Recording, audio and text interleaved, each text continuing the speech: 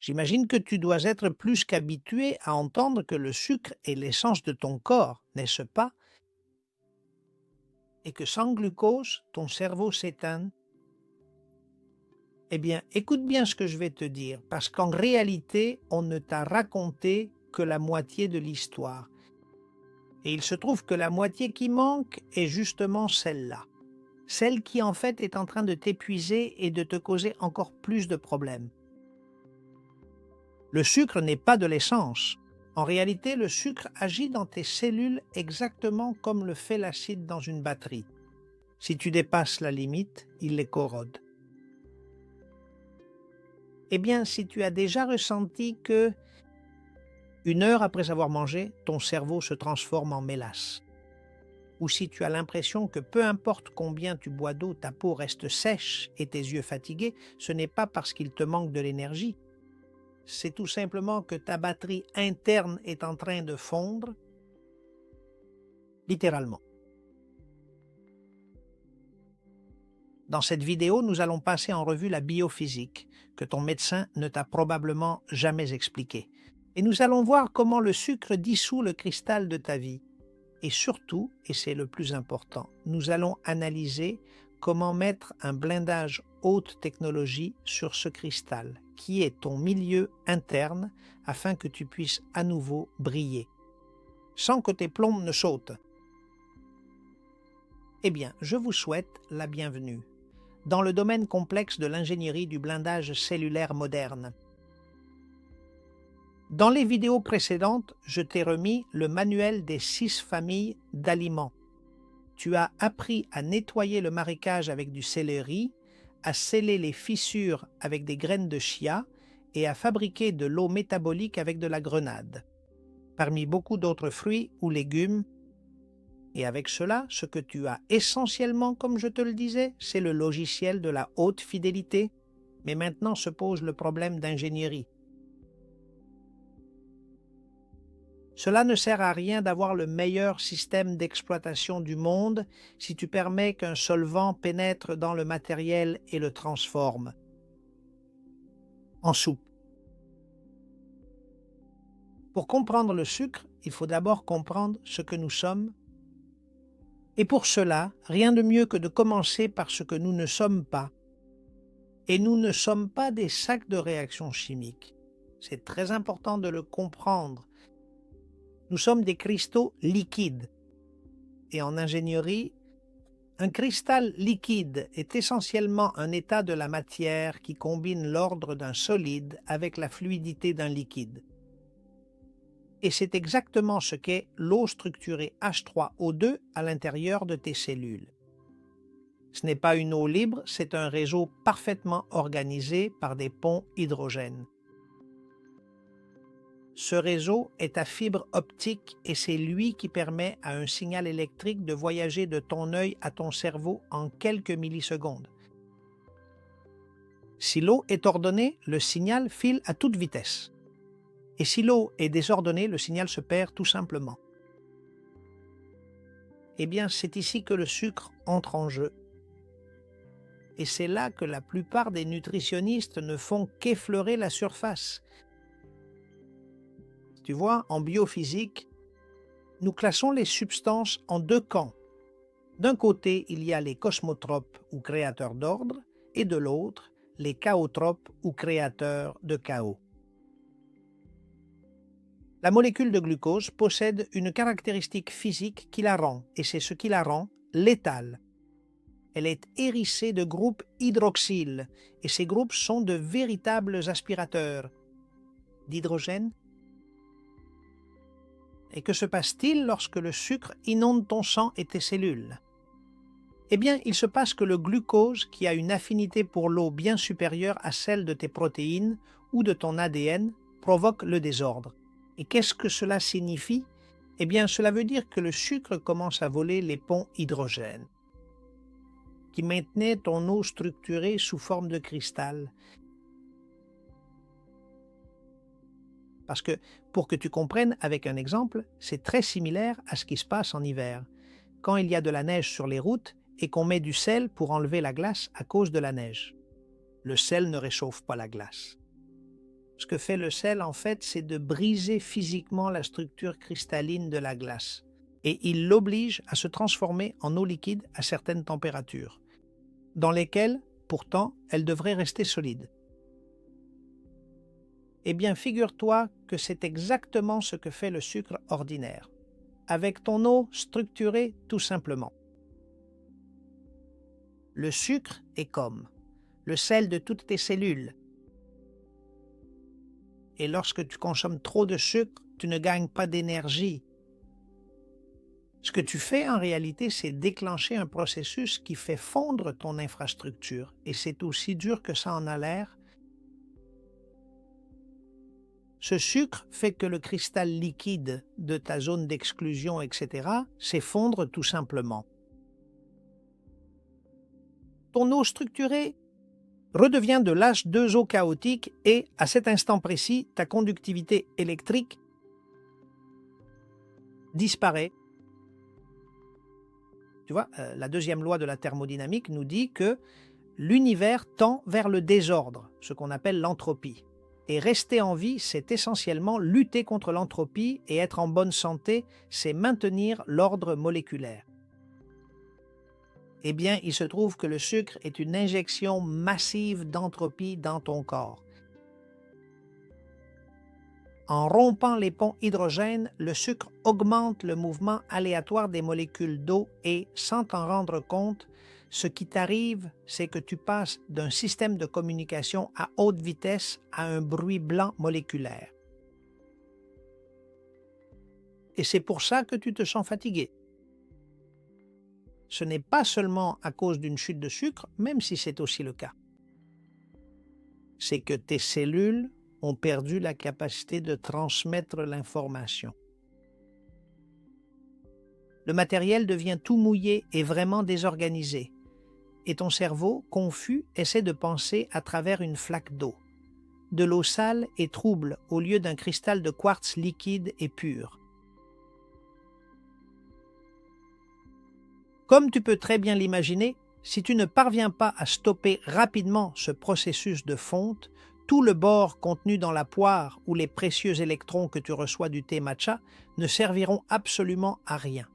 C'est parce que tu essaieras tout simplement de recharger une batterie défectueuse dont les compartiments internes se sont tout bonnement dissous avec le temps, rendant tout stockage d'énergie totalement impossible dans ces conditions. Et pour comprendre pourquoi le sucre est si destructeur, il faut comprendre un concept d'ingénierie des matériaux appelé la coopérativité. Dans l'eau structurée H3O2, les ponts hydrogène ne sont pas des liaisons isolées. Ils sont comme un cœur et lorsqu'une liaison se forme, elle renforce celle qui est à côté. Et cela finit par créer un réseau de clusters qui agissent comme une seule unité. Et c'est cela qui permet à l'eau dans tes cellules d'avoir une mémoire et une cohérence. Cependant, tu vois, la molécule de glucose est un véritable perturbateur de phase et, avec autant de groupes hydroxyle, le sucre, ce qu'il fait, c'est essentiellement se déguiser en eau. Mais cela pose un problème majeur. En réalité, cette ressemblance chimique trompeuse modifie la structure environnante. Il ne sait pas chanter dans le cœur. Ce qu'il fait, c'est te saboter, parce que le sucre, il attire les molécules d'eau vers lui et forme ce que nous appelons une sphère de solvatation. Et vous me demanderez, quelle est la conséquence? C'est très simple. Autour de chaque molécule de sucre, l'eau cesse d'être coopérative et devient égoïste. Le sucre capte l'attention des atomes d'hydrogène. Et cela brise l'effet domino qui maintenait votre gel en place. Cytoplasme OH3O2. D'un point de vue strictement lié à l'ingénierie, nous passons d'une configuration de structure cristalline totalement intégrée à une simple suspension de particules isolées les unes des autres. Et lorsque ce phénomène se produit, on finit par perdre toute l'intégrité structurelle de l'ensemble, structurelle du fluide, Et c'est ici que nous entrons dans la profondeur qui sépare un vulgarisateur ordinaire d'un ingénieur en chef. Analysons comment l'énergie circule dans ton corps, et il est important de comprendre cela. Elle ne se déplace pas par diffusion, lentement, elle se déplace grâce à ce qu'on appelle le mécanisme de Grotius. Dans une eau parfaitement structurée, les protons H positifs ne nagent pas. Ce qu'ils font, c'est qu'ils sautent. C'est un effet de tunnel quantique où un proton entre d'un côté du réseau d'hydrogène et, presque instantanément, un autre sort de l'autre extrémité. Pour que tu comprennes cela avec un exemple simple, c'est comme une file de personnes qui se passent un seau d'eau. Le seau n'a pas besoin de parcourir toute la distance, il fait simplement le trajet de main en main. Alors, que fait le sucre dans ce tunnel? Le sucre joue le rôle d'un véritable isolant lorsqu'il est placé au milieu d'un fil de cuivre. Cassé. Le réseau de liaison hydrogène forme ses propres sphères de solvatation. Autrement dit, le sucre crée des parois qui empêchent les protons de sauter. Et cela signifie, en fin de compte, que votre niveau de conductivité protonique finit par chuter tout simplement de manière significative.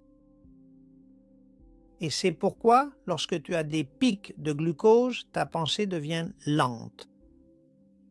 Ce n'est pas une question de volonté, c'est que physiquement, ce que tu as fait, c'est augmenter l'impédance de tes circuits neuronaux. Tu essaies d'envoyer un signal 5G à travers un câble que le sucre a tout simplement transformé en plastique. Si l'on se souvient du docteur Gerald Pollack, la zone d'exclusion EZ est une batterie qui se charge avec la lumière infrarouge. Mais pour que cette batterie fonctionne, l'eau doit être dans une formation hexagonale dense et le sucre est physiquement, comme je te le disais, un agent. Il s'agit d'un état de désordre, c'est-à-dire d'entropie. Nous constatons que sa présence vient augmenter considérablement le volume d'eau liquide H2O et réduit par conséquent le volume des structures d'eau hexagonales H3O2. Et en réduisant la zone d'exclusion, ce qui se passe, c'est qu'il y a moins d'espace pour séparer les charges, ce qui se traduit par moins de zone EZ, donc moins de charges. Et même si cela puisse paraître contradictoire à première vue, en brisant ainsi la structure du cristal liquide, cet environnement interne devient alors beaucoup plus visqueux et collant. On peut imaginer que c'est un peu le même principe que celui du sirop appliqué à la circulation de ton sang et à ton liquide interstitiel. Pour expliquer cela de manière très simple, la viscosité commence à augmenter progressivement. Et qu'en penses-tu de ton côté? Fibre optique? C'est simplement devenu un marécage de mélasse. Comme tu peux l'imaginer, quel est le coût énergétique pour faire passer un seul signal à travers ce marécage? C'est ce qui te laisse complètement épuisé après un dessert ou un repas riche en glucides raffinés. Pour que ta cathédrale fonctionne, chacune de tes 30 000 milliards de cellules doit agir comme un condensateur. Et en ingénierie électrique, comme tu le sais bien, un condensateur est essentiellement un dispositif qui stocke de l'énergie, en séparant les charges positives des charges négatives à l'aide d'un matériau isolant. Dans ton corps, ce condensateur est la membrane cellulaire et le matériau qui permet de maintenir la charge est l'eau structurée, le H3O2. Quand tu es en bonne santé, l'intérieur de ta cellule possède une charge négative massive par rapport à l'extérieur, mais ce différentiel, merci, c'est ce que nous appelons le potentiel de membrane au repos. Un athlète d'élite ou une personne pleine de vitalité fonctionne normalement entre moins 70 mV, voire moins 90 mV. Et cette tension n'est pas un sous-produit de la vie, cette tension, c'est la vie elle-même. Comme nous l'avons également mentionné dans des vidéos précédentes, c'est la pression. Cette charge électrique est absolument nécessaire pour que les nutriments essentiels entrent, pour que les déchets toxiques sortent et pour que ton ADN puisse s'exprimer de manière tout à fait correcte. Eh bien, c'est précisément ici encore que ce processus de sabotage du sucre devient absolument critique pour la suite. Pour qu'un condensateur puisse stocker une charge, il a besoin d'un isolant avec une permittivité diélectrique spécifique. L'eau structurée de haute qualité présente d'ores et déjà une permittivité extrêmement élevée, ce qui en fait un support absolument idéal pour la propagation du champ électrique. Et ici, vous me pardonnerez de m'arrêter un instant pour expliquer quelques concepts. En génie électrique, la puissance d'un condensateur dépend non seulement de la taille de ses plaques, mais aussi de la qualité du matériau qui le contient. Parmi eux, ce matériau est essentiellement appelé diélectrique. En termes simples, le diélectrique est comme le support du champ électrique. Sa fonction, en résumé, est de permettre aux charges. Les charges positives et négatives se font face avec une tension énorme, mais sans jamais se toucher. Si elles se touchaient, cela provoquerait un court-circuit et l'énergie se dissiperait sous forme de chaleur. Et c'est là qu'intervient la permittivité diélectrique. Qu'est-ce que c'est? Tu vas me demander. Eh bien, c'est la mesure de la capacité d'un matériau à permettre l'établissement d'un champ électrique en son sein. Plus la permittivité est élevée, plus le condensateur a la capacité de stocker de la charge dans le même espace. L'eau structurée, le H3O2, contrairement à l'eau du robinet, le H2O. Qu'est-ce que c'est? Comme je te l'ai déjà expliqué, une soupe désordonnée et chaotique, le H3O2 est un cristal liquide. C'est-à-dire que c'est un super isolant et cela est dû à son organisation hexagonale. L'eau structurée possède une permittivité diélectrique extrêmement élevée. Cela signifie qu'elle agit comme un support de haute fidélité pour le champ électrique.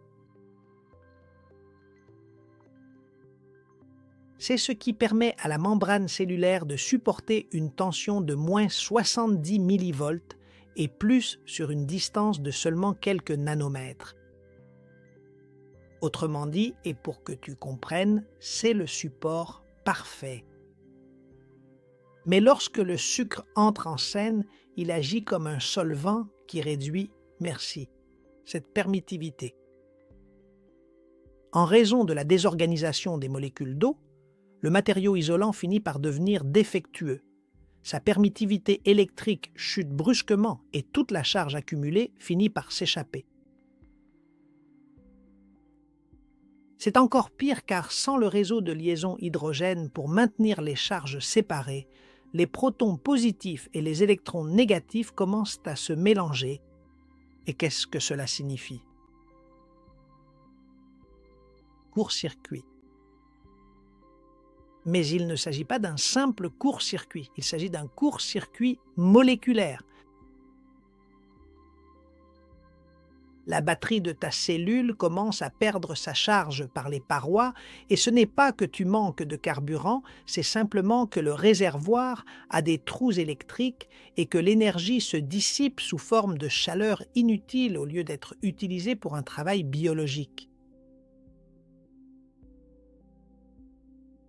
Quand le sucre sabote ton réseau de liaison hydrogène, la tension chute. Et c'est là que nous entrons dans l'échelle de la dégénérescence que la médecine conventionnelle mesure rarement. Tu vois, entre moins 70 mV et moins 90 mV, tu es dans un état de souveraineté biologique, dans un état de régénération totale, de pensée claire et de réparation active de ton ADN. À moins 50 millivolts, tu es dans un état de survie. Tu commences à ressentir une fatigue chronique et le corps commence à prioriser les fonctions de base et parfois il éteint simplement la lumière du cerveau, ce que tu connais sous le nom de brouillard mental. Et à moins 20 millivolts, tu es dans un état d'entropie maximale et c'est la tension documentée que présentent les cellules cancéreuses et les tissus en nécrose. Une cellule à moins 20 millivolts, en gros, perd sa boussole électrique et ne sait plus ce qu'elle est ni ce qu'elle doit faire. C'est comme une cellule qui est entrée dans une amnésie bioélectrique. Et le principal responsable de cette descente aux enfers électriques est la consommation constante de glucose sans une protection qui la maintienne. Tes batteries dans un état de décharge permanente. Tu vois? Pour maintenir le voltage, la cellule dispose d'un moteur, la pompe sodium-potassium, et ce moteur consomme 25% de toute ton énergie ATP. Sa fonction, en gros, est de faire sortir le sodium et de faire entrer le potassium pour maintenir le gradient. Et que fait le sucre ici? Le sucre ne fait pas que briser le cristal de l'eau, il bloque aussi la production d'ATP dans la mitochondrie parce qu'il génère un excès de radicaux libres. C'est ce que nous appelons la fumée toxique dont je t'ai déjà parlé dans la vidéo précédente. Et c'est très simple. Sans énergie ATP, le moteur de la pompe s'arrête. En l'absence de ce moteur biologique, le sodium s'accumule progressivement à l'intérieur de la cellule. Et comme il y a une forte concentration de sodium dedans, le voltage chute encore bien plus rapidement. En ingénierie, cette situation s'appelle une défaillance en cascade. Le sucre coupe l'alimentation électrique ATP et en même temps détruit le câblage H3O2. Si jamais tu te retrouves coincé dans une telle situation critique, en gros, c'est exactement comme si tu essayais de faire démarrer un vieux moteur avec des câbles totalement fondus et sans une seule goutte d'essence. L'une des conséquences les plus graves et en même temps les plus évidentes de cela se reflète dans le cerveau.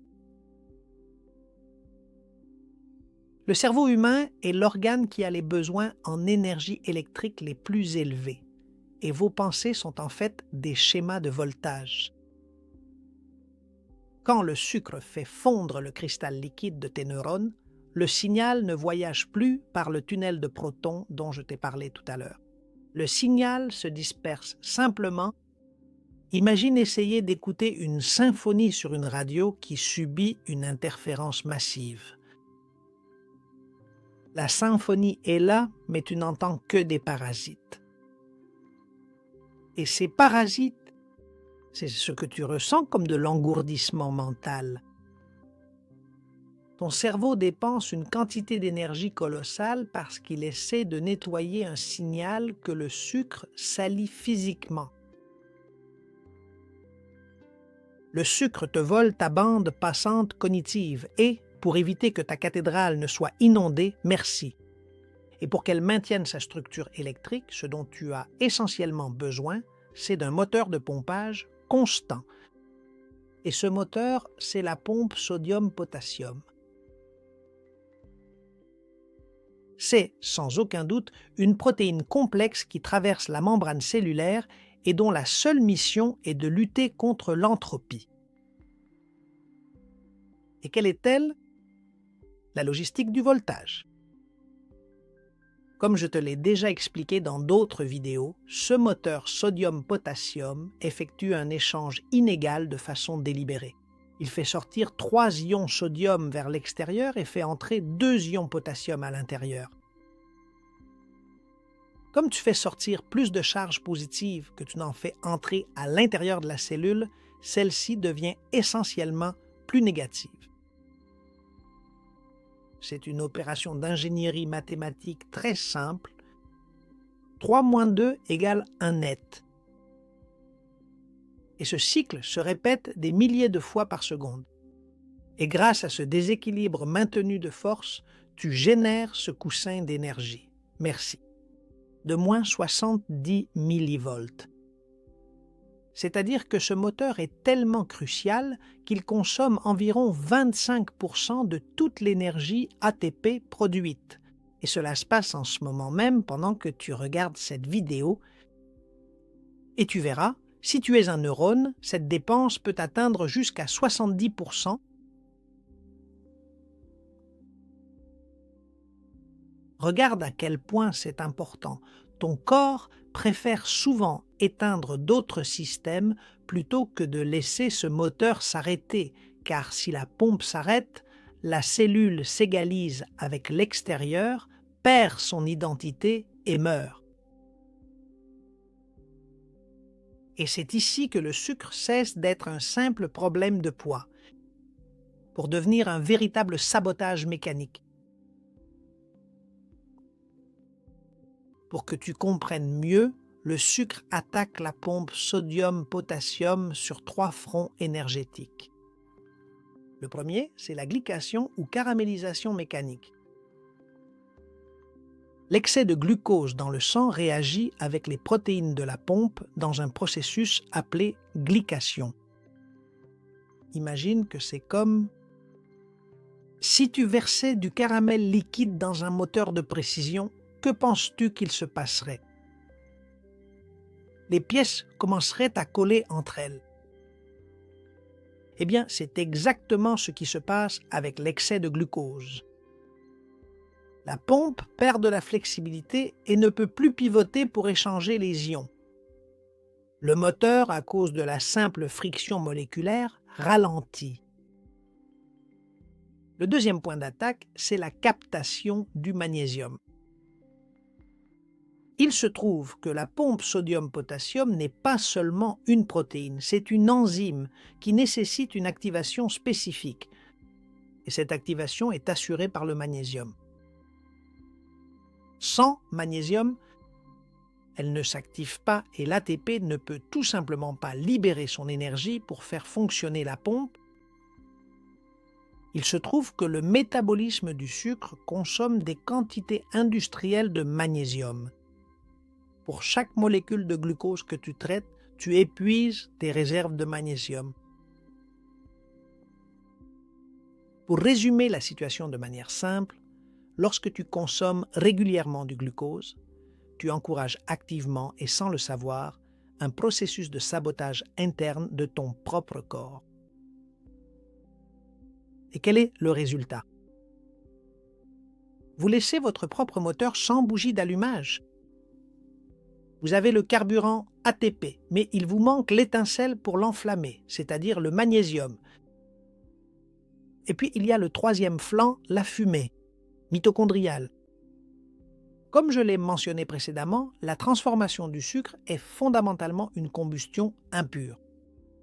Cela génère des radicaux libres qui attaquent directement les lipides de la membrane où la pompe est ancrée. Et qu'est-ce que cela produit? Eh bien, c'est très simple. Si le support du moteur se désagrège, le moteur tombe. La pompe perd son ancrage et cesse d'être efficace. Et quelle en est la conséquence? Eh bien, cela permet tout simplement au sodium de se réinfiltrer à l'intérieur par simple diffusion. Au moment précis où le sucre vient bloquer la pompe, on observe que le sodium commence alors à s'accumuler progressivement. À l'intérieur de ta cellule et en biophysique, là où va le sodium, l'eau suit. Cela signifie concrètement que la cellule commence à absorber d'importantes quantités d'eau pour essayer de diluer tout ce sodium interne, et elle se met à gonfler progressivement comme un véritable ballon. Une cellule gonflée a ses organites séparés. ses ponts hydrogène étirés et sa tension au plus bas. Et tu vas me demander que sont les organites de la cellule? Eh bien, c'est très simple, ce sont en gros les organes de ta cellule. Si ton corps et le mien ont des poumons, un cœur et des reins, chacune de tes cellules et des miennes possède ses propres composants pour pouvoir faire le sale boulot. Pense à la cellule comme à une usine de haute précision.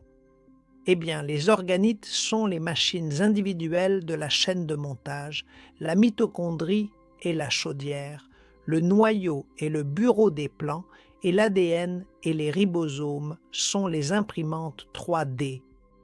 Et le cytoplasme ou l'eau structurée, c'est en gros le sol de l'usine où toutes ces machines sont ancrées.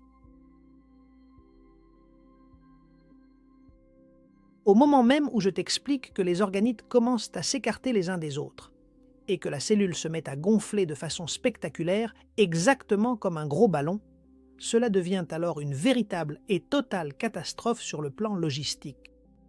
Et c'est une catastrophe logistique en 3 phases. La première, c'est qu'il y a une perte de communication. Quand la cellule gonfle à cause du sodium qui entraîne l'eau, les machines s'éloignent tout simplement. Et la conséquence, c'est que la logistique interne s'effondre. La deuxième, c'est qu'il se produit un étirement des ponts et, c'est très simple, comme la distance entre les composants augmente, les ponts hydrogènes s'étirent et s'étirent tellement qu'ils se rompent. C'est-à-dire que le signal électrique n'a plus un chemin court et direct, il doit maintenant voyager à travers un océan d'eau qui, en plus, est désordonné.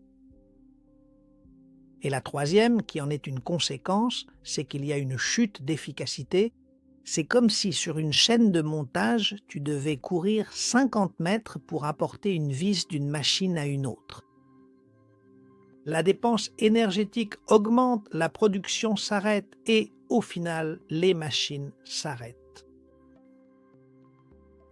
Arrivé à ce stade, ce que tu as, c'est une usine hors service, inondée et au bord de l'effondrement électrique. Mais tu vois, en réalité, il se trouve que ce n'est absolument pas tout. Ce que je vais te dire maintenant, c'est ce qui devrait vraiment t'inquiéter. Le sabotage du sucre ne s'arrête pas là. À l'intérieur de tes cellules,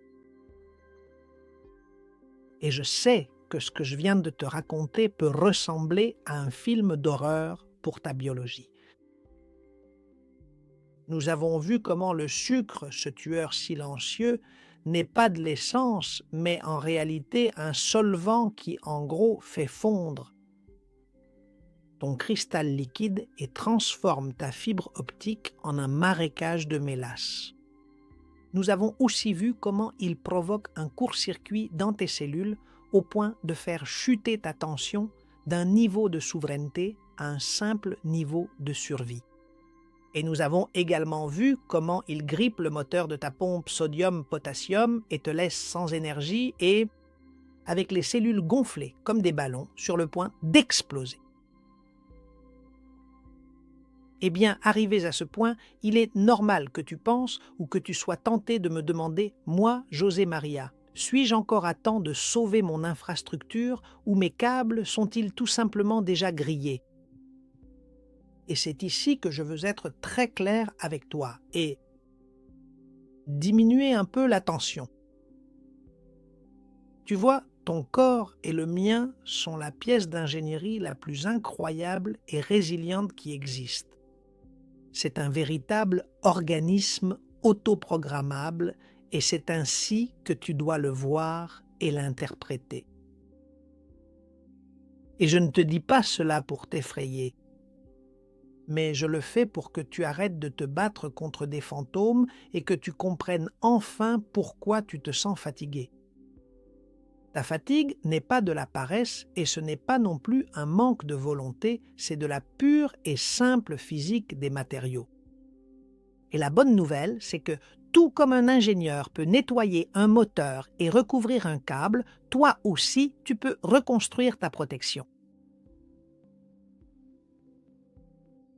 En réalité, il se trouve que ta cathédrale possède une incroyable capacité de régénération, qui pourrait bien t'étonner vraiment, si tu lui donnes tous les matériaux nécessaires. Mais avant de te donner tous les outils de reconstruction, nous devons vraiment prendre le temps de bien comprendre ensemble, ce qui constitue le tout dernier piège du sucre. Parce que le sabotage du sucre ne s'arrête pas seulement à l'intérieur de la cellule.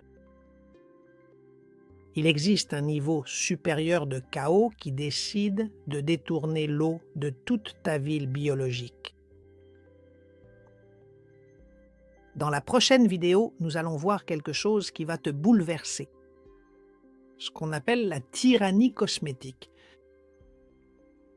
Je vais t'expliquer pourquoi il est possible que tu te sentes gonflé, lourd et que tu retiennes de l'eau à l'extérieur alors que tes cellules, littéralement, meurent de soif à l'intérieur. C'est là le grand et étrange paradoxe de notre déshydratation moderne.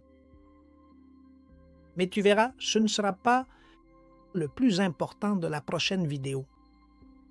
Le plus important, c'est que nous passerons à l'offensive. Je vais te remettre l'intégralité des plans complets du blindage diélectrique.